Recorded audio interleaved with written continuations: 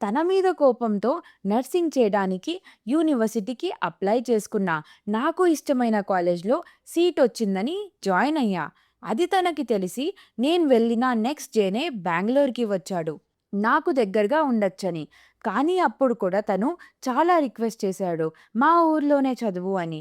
కానీ నేను ఒప్పుకోలేదు. కానీ నాకు తెలియకుండా తను 3 కౌన్సెలింగ్స్ పెట్టాడు.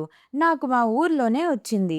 నేను నర్సింగ్ చేసిన ఆ 3 ఇయర్స్ మా మధ్య చాలా గొడవలొచ్చాయి.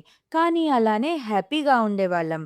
నేనొకసారి తనతో మాట్లాడడం మా ఏరియా వాళ్ళు చూసి మా అమ్మకి చెప్పారు. తర్వాత నేను తనతో మాట్లాడడం మా అమ్మ చూసి నన్ను కొట్టింది. నా నర్సింగ్ కంప్లీట్ అయ్యాక తను మా ఇంటికి వచ్చి అడిగాడు. వాళ్ళు ముస్లిమ్స్ అవ్వడం వల్ల మీ రిలీజియన్, మా రిలీజియన్ వేరు అని మా అమ్మ తనని తిట్టి పంపించేసింది. 1 వీక్ తర్వాత తనతో పాటు వాళ్ళ పేరెంట్స్ కూడా వచ్చి అడిగారు. కానీ తను మా అమ్మని, నాన్నని ఒప్పించడానికి చాలా కష్టపడ్డాడు.